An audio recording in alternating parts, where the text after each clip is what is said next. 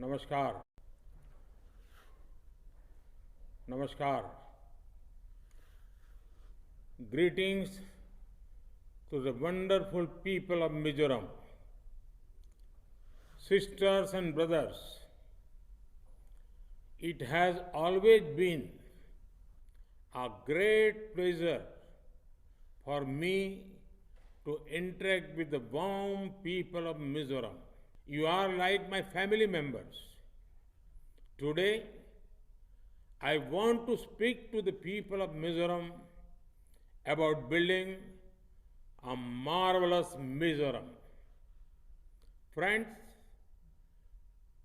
2014 में केंद्र में एनडीए सरकार बनने के बाद हमने हर तरह की दूरी को कम करने के लिए काम किया। हमने आप लोगों की आकांक्षाओं को, आपके सपनों को, आपकी आवश्यकताओं को पूरा करने को सर्वोच्च प्राथमिकता दी। सोच की दूरी इससे बहुत कम हुई। बीते 9 वर्षों में मुझे खुद 60 बार नॉर्थ ईस्ट में आने का सौभाग्य मिला। इसके अलावा बड़े पैमाने पर हुए विकास ने, कनेक्टिविटी के कार्यों ने फिजिकल डिस्टेंस को भी कम किया।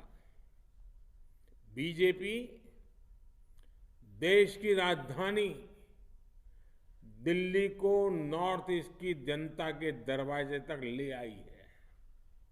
Friends, Mizoram is a state with both nature and culture. It has the potential to become a global tourist hub. When infrastructure improves, it helps trade, talent, and tourism. Infrastructure brings investment. Infrastructure brings industry. Infrastructure brings income growth.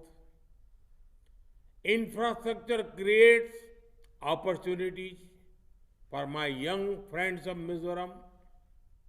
Friends, during one of my earlier visits to Mizoram, I had promised to work for transformation by transportation. Since then, a revolution has happened across sectors due to the work of the BJP-led government. In railways, we did something that had not been done in 7 decades of independence. We had the honor of connecting Mizoram with the broad gauge network at Bayarbi. We are investing more than rupees 8,500 crore in the new broad gauge project from Bayarbi to Sairong. This project will boost the local economy.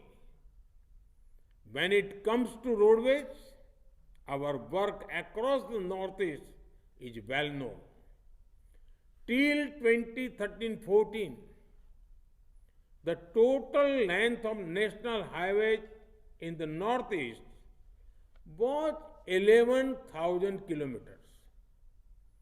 We increased it to 16,000 kilometers in 2022-23. For urban infrastructure, our government has sanctioned more than rupees 500 crores for the Aizawl Smart City project. साथियों, मिजोरम के करीब 4.5 लाख लोगों को आयुष्मान भारत के card दिए गए हैं। पूरे मिजोरम में करीब करीब 100 ऐसे अस्पताल हैं जहां इस कार्ड के जरिए लोगों को मुफ्त इलाज दिया जा रहा है। आने वाले समय में मिजोरम के हेल्थ इंफ्रास्ट्रक्चर को बेहतर करने के लिए कई और कदम उठाए जाएंगे। हमारा प्रयास है कि यहां के लोगों को इलाज के लिए दूसरे स्थानों पर न जाना पड़े। केंद्र सरकार के इस अभियान से मिजोरम के युवाओं के लिए हेल्थ सेक्टर में रोजगार के नए अवसर भी बन रहे हैं। साथियों, मिजोरम के परिश्रमी किसान ही राज्य के विकास का आधार है। राज्य में आप जो अनाज, जो फल या जो फूल उगा रहे हैं, वो दूसरे राज्यों में भी बहुत लोकप्रिय है। फसल बीमा हो, सिंचाई हो, नेचुरल फार्मिंग हो या उनके प्रोडक्ट्स को बाजारों तक पहुंचाना हो, बीजेपी ने किसानों को सशक्त करने के लिए हर दिशा में काम किया है। किसानों को जरूरी मदद पहुंचाने के लिए दी जा रही पीएम किसान सम्मान निधि योजना भी इसी का उदाहरण है।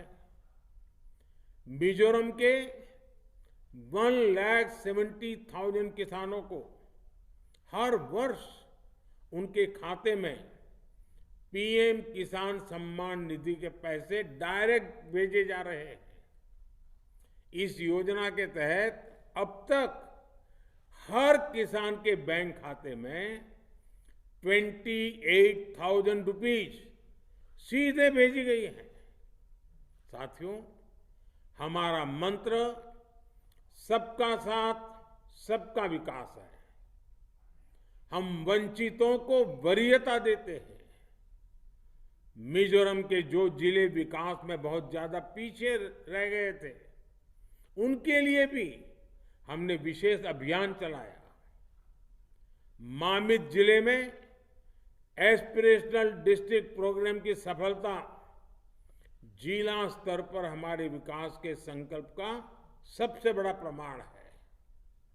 अब मामित विकास के अनेक पैरामीटर्स पर दूसरे जिलों से भी अच्छा कर रहा है। साथियों, आज का भारत पूरे विश्व को विमेन लेड डेवलपमेंट का मार्ग दिखा रहा है। लोकसभा और विधानसभा में महिलाओं को रिजर्वेशन देने वाला नारी शक्ति वंदन अधिनियम इसका एक और उदाहरण है।